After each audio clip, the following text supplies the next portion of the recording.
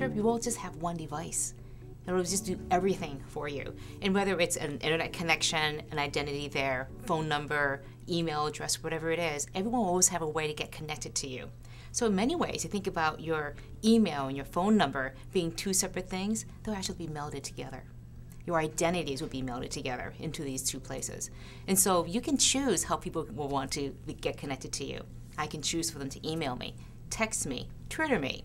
Whichever way it goes, it'll all be very much connected together and under my control. The most important thing to make this work are, if you think about how searches work today, there are search algorithms that can tease out what's relevant in a particular page. What we need are social algorithms that can tease out what is important in our lives. And that comes from getting information like, who do I email the most? Or who do I call the most? Or who do I call in the middle of the night based on things that are going on in my life? This holistic picture of everything.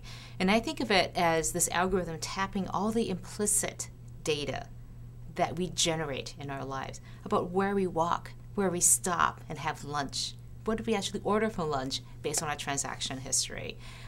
Even the things that we share with each other in Twitter, for example, a tremendous amount of information and value embedded in that.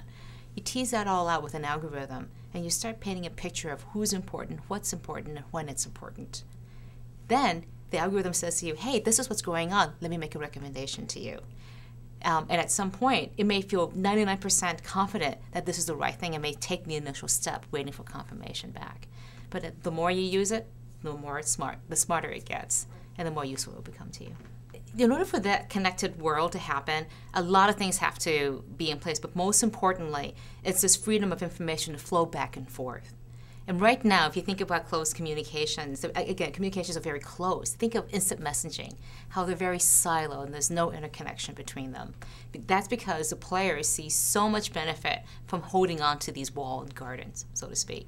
Now, if you think about social networking sites like Facebook, MySpace, Plaxo, LinkedIn, the whole gamut of things, they tend to be very walled off also, but your friends are never walled off. And so you want to be able to connect back and forth.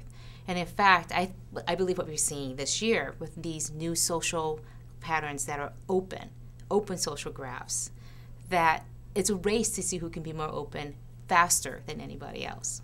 So in the space of 3 days this past year, Facebook, Google, and MySpace all announced open platforms. I mean, this is really them trying to figure out how to play nicely with everyone else. And that's the beginnings of this. Identity being very similar, people being able to control what their identity is and being able to say, this is me on Facebook and this is me on LinkedIn, and it's the same person. Being able to link those accounts would be the beginnings of that. Privacy is really important, but the flip side of privacy is permissions. So whenever I have something that's private, it becomes not private when I give permission for other people to share with it. If I don't let anybody know about it, then it's completely private. So it's not about privacy, it's about permissions. And so how do I control that? Well, I think the social algorithm will start to help give you some more control over that, basically making it easier to assign permissions, basically doing it for you.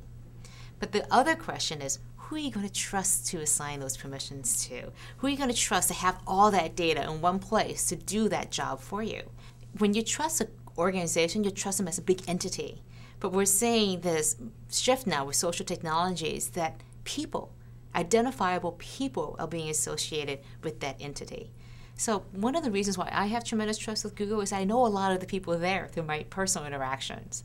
But I also have that feeling about Comcast. Comcast, my cable company, not exactly a love-love relationship here. They drive me crazy because the service goes down all the time. But this past time when it went down, I didn't call the 800 number. I Twittered and contacted Frank Elison, who was on there with the name Comcast Cares. And I said, my connection is down. I'm texting you from my phone. Please help me. And so he worked with me. We were messaging each other, and he got somebody to come to my house within 24 hours. And I felt like I could really trust Comcast because I trusted Frank, who was at that Comcast. And I think that's going to be the difference in the future.